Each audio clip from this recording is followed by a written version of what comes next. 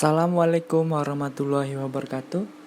Perkenalkan, nama saya Ido Prasetya Pujakusuma, NIM 8040180410, kelas 08 PS4. Baiklah, di sini saya akan mempresentasikan hasil kerja dari saya sendiri, yaitu mempresentasikan Darling atau online dengan mata kuliah basis data lanjut yang diajarkan oleh Bapak Ahmad Ferdian. Di sini saya akan mempresentasikan yaitu tentang tugas dan meet saya. Oke, baiklah. Di sini saya akan menjelaskan tentang yang pertama yaitu tugas basis data lanjut, yaitu tugas pertama. 1. Penjelasan dari tabel ERD atau rekan medik yang saya pahami sebagai berikut. Entitas pasien merupakan entitas yang merupakan hanya berisi pada umumnya tentang identitas pasien. Biasanya di pasien ini itu terdapat atribut pada umumnya seperti kode pasien, nama pasien, jenis kelamin, tanggal lahir, status, alamat, yang terakhir kode pasien. Kedua, entitas admin berisi tentang cara utama untuk mendaftarkan admin pada umumnya. Terdapat atribut seperti nama admin, kata sandi, primary key, kata sandi. Ketiga, entitas dokter. Entitas dokter pada umumnya tentang identitas yang memeriksa pasien di pelayanan perawat jalan. Entitas dokter terdapat atribut seperti kode dokter, nama dokter, spesialis, tanggal, kode kunjungan, dan kode dokter. Entitas kunjungan yang berisi pada umumnya tentang identitas yang memeriksa pemeriksaan di pelayanan rawat jalan. Entitas dokter terdapat atribut seperti berat badan, umur, kondisi pasien, tanggal, kode kunjungan, dan kode pasien. Entitas diagnos pada umumnya tentang diagnos penyakit dari dokter yang memeriksa pasien di pelayanan rawat jalan. Terdapat atribut seperti kode diagnosa, kode kunjungan, tekanan darah, tanggal diagnosa, biaya terapi rujukan, kode diagnosa. Cara diagram ERD rekan medik yang saya pahami menurut saya telah dibaca diagramnya seperti berikut. Pasien merealisasi hubungan untuk melakukan kunjungan yang harus memiliki atribut pada umumnya seperti kode pasien, berat badan, keluhan, tanggal lahir, dan kode kunjungan. Baik, setelah itu pasien sebelum mendaftar dirinya harus memiliki atribut yang akan dihubungkan dengan kode pasien, nama pasien, jenis kelamin, tanggal lahir, status, alamat. Lalu pasien merealisasikan dengan mendaftar. Untuk mendaftar ini melalui entitas admin memiliki atribut yang akan dilakukan dengan kata sandi nama admin. Lalu admin merealisasikan mengolah data pendaftar tersebut, dan admin merealisasikan hubungan pengelolaan kunjungan pasien tadi. Lalu memberikan entitas kepada dokter harus memiliki hubungan dengan atribut seperti kode dokter, nama dokter, spesialis, telepon, alamat. Lalu dokter melakukan relasi diagnosa penyakit pasien tersebut yang harus memiliki hubungan seperti hubungan kode pasien, nomor kunjungan, tekanan darah, tanggal diagnosa, biaya terapi, terus rujukan. Baiklah, berikut penjelasan dari tabel ERD penjualan sebagai berikut. Produk dengan tabel detalis memiliki relasi setiap produk dapat dijual lebih dari satu kali di dalam tabel produk sebagai primary key dan order detail sebagai foreign key. tabel customer dengan tabel order memiliki relasi sebagai customer terdapat melakukan transaksi penjualan barang lebih dari satu kali, di mana di dalam tabel customer sebagai primary key dan produk sebagai foreign key. Oke. Terdapat tabel supplier, terus tabel employees dengan tabel order memiliki relasi setiap employees. Tabel order dengan tabel order details memiliki relasi setiap pemesanan barang dapat memiliki lebih dari satu kali. Oke, di sini ada dua golongan yaitu entitas dan atribut. Baik, di entitas itu ada customer, produk, employer, order detail, supplier. Di kolom atribut mempunyai company name, phone address, product name, full name, breed date, address, product name, unit piece, quantity, company name, phone address. Oke, cara membaca ERD penulisan yang saya pahami menurut saya membaca diagram seperti berikut. Customer memiliki atribut yang dihubungkan dengan company name, phone, address melalui customer menghubungkan dirinya ke order untuk memesan suatu barang. Order juga memiliki atribut order date atau order data order.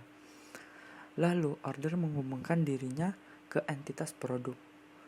Lalu produk memiliki menghubungkan atribut ke product name. Kemudian produk juga menghubungkan ke entitas order detail. Order detail memiliki hubungan dengan atribut product name, unit piece, dan quantity. Produk menghubungkan dirinya dengan entitas supplier. Supplier memiliki atribut penghubung company name, phone, dan address. Baiklah, sini saya akan menjelaskan tugas yang kedua. Pada slide ketiga yang dapat saya simpulkan adalah ada dua tabel disimbolkan, tabel mahasiswa dan tabel prodi yang dapat digabungkan menjadi satu. Tetap saya beri nama tabel mahasiswa karena dari pengamatan yang saya lihat tabel tersebut memiliki kunci yang unik, yaitu ID mahasiswa dibagian oleh mahasiswa. Kita coba di cara ini adalah cara menggabungkan, yaitu expression JK all dan name CK. Pada slide 5 yang dapat saya simpulkan adalah nama yang tercantum dalam relasi tersebut secara untuk contohnya NIM dan nama NIM dan alamat. Oke. Pada slide ke-9 yang saya dapat pahami adalah 1. Petugas penggajian membutuhkan akses detail staff dengan cara mengambil data staff lalu dikelola melalui proses pemanggilan pemanggilan database query yang dinamakan DBMS. 2. Penasihat pelayanan pelanggan membutuhkan akses akun pelanggan dengan cara mengelola atau memanggil query melalui DBMS lalu mengirimnya ke basis data pusat. 3. Manajer penjualan membutuhkan akses ke basis data ke toko stok level cara memanggil data query menggunakan DBMS. Oke. Pada slide ketiga contoh relationship di mana ID mahasiswa jadi FK. Mahasiswa, baik di situ terdapat tabel mahasiswa, yaitu ada ID mahasiswa, NIM, nama mahasiswa, jenis kelamin, tanggal lahir, prodi, dosen, atau PA. Di dalam tabel prodi ada ID dosen, NIP, nama dosen, jenis kelamin, dan nomor HP. Relationship name FK mahasiswa prodi, primary key tabel mahasiswa prodi, dan hasil dapat dilihat bagian tabel and column spesifik Kurang lebih contohnya seperti di gambar di atas. Pada slide 31, dapat menggunakan kompresor key. Menurut saya dari pengertian kompresor key dapat digunakan jika tidak ada lagi nilai 0 atau nilai kosong. Baik, di sini saya akan menjelaskan tugas yang ketiga. Yang ketiga, 1. Objek penting untuk mendaftar sebagai anggota perpustakaan atau meminjam buku perpustakaan sebagai berikut.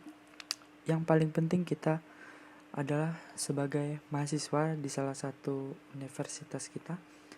Terus daftar, terus daftar menjadi anggota perpus, terus penerbit, pengarang, meminjam, menulis, dipinjam. Entitas dan relationship. Di situ ada buku diterbitkan penerbit, pengarang, penulis membuku, anggota meminjam buku, mahasiswa, daftar anggota. Baiklah, di situ ada buku diterbitkan, yaitu buku pertama, buku kedua, terus tanggal pertama, tanggal kedua, peminjam pertama, pinjam kedua, itu disebut one to one. Pengarang menulis buku, peminjam pertama, kedua, itu disebut one to many. Anggota meminjam buku A1, A2 ke B ini itu B2, yaitu disebut one to many. Mahasiswa daftar anggota juga one to one. Oke, di sini ada tugas yang ketiga. Di sini saya menggunakan relationship sewa motor. Di sini ada penyewa, tempat sewaan, driver, motor, dan fasilitas. Yang pertama yaitu penyewa. Di penyewa ada relationship yaitu nama lengkap, jenis kelamin, pekerjaan, password, alamat, dan ID penyewa. Di tempat sewaan ada ID driver, penyewa, nomor motor, tanggal kembali, tanggal pinjam, jaminan, denda, pembayaran. Lalu di bawah ada driver. ID driver, alamat, nama lengkap, nomor HP, yaitu di sana ada motor, ID motor, harga sewa, jenis motor, jenis BBM. Di bawah ada fasilitas, yaitu ID motor. Di sini yaitu sudah terbagi menjadi tabel, yaitu tabel penyewa, tempat sewa, motor, fasilitas, driver, dan transaksi. Di penyewa ada ID penyewa, nama lengkap, jenis kelamin, pekerjaan, password, alamat. Serta di tempat sewa ada ID driver, penyewa, nomor motor, tanggal kembali, tanggal pinjam, jaminan, denda, pembayaran. Lalu di motor ada ID motor, harga sewa, jenis motor, jenis BBM. Fasilitas ada ID motor, driver ada ID driver, alamat, nama lengkap, nomor HP, dan yang terakhir ada fasilitas, ID driver, nomor motor, tanggal pinjam, tanggal kembali, jaminan, pembayaran. Di tabel penyewa untuk menghubungkan nomor key ya relationship-nya dari ID penyewa itu ke tempat sewa, menghubungkan dari ID penyewa ke jaminan. Lalu di tempat sewa ada nomor motor. Nomor motor menghubungkan ke transaksi, yaitu nomor motor. Lalu dari transaksi ID driver lalu menghubungkan ke driver, yaitu ID driver. Di sana di transaksi ada ID driver menghubungkan ke ID motor. Lalu ID motor menghubungkan fasilitas ke ID motor. Baiklah, itu tugas keempat. Di sini saya akan menjelaskan tentang hasil dari Meet saya, yaitu saya menjelaskan tentang relationship tentang kaset karena NIM saya genap.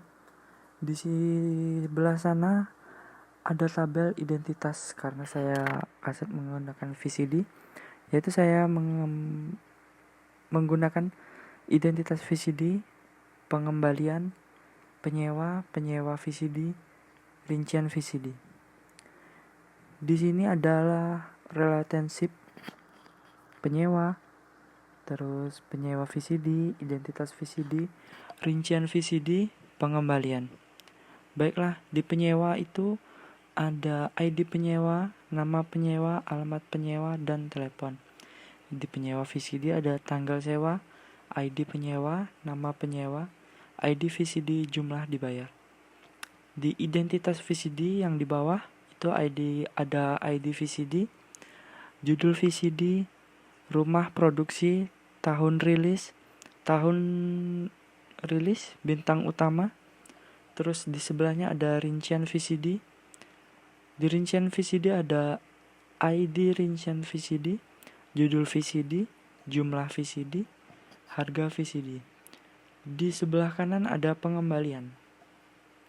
Di pengembalian ada tanggal sewa, tanggal kembali, ID penyewa, nama penyewa, ID VCD, denda, dan jumlah yang dibayar. Baiklah, langsung saja. Di tabel penyewa itu di tabel penyewa ada ID penyewa yang menghubungkan dengan penyewa VCD, yaitu ID penyewa. Lalu di penyewaan VCD ada ID VCD yang menghubungkan ke identitas VCD, yaitu ID VCD. Lalu di identitas VCD terdapat judul VCD yang menghubungkan ke rincian VCD, yaitu ID rincian VCD. Kemudian lanjut lagi ke atas, itu di penyewaan VCD ada jumlah dibayar menghubungkan ke tabel pengembalian, yaitu jumlah dibayar. Baiklah, sekian dari presentasi saya. Lebih dan kurang mohon dimaafkan. Wassalamualaikum warahmatullahi wabarakatuh. Selalu jaga kesehatan Anda.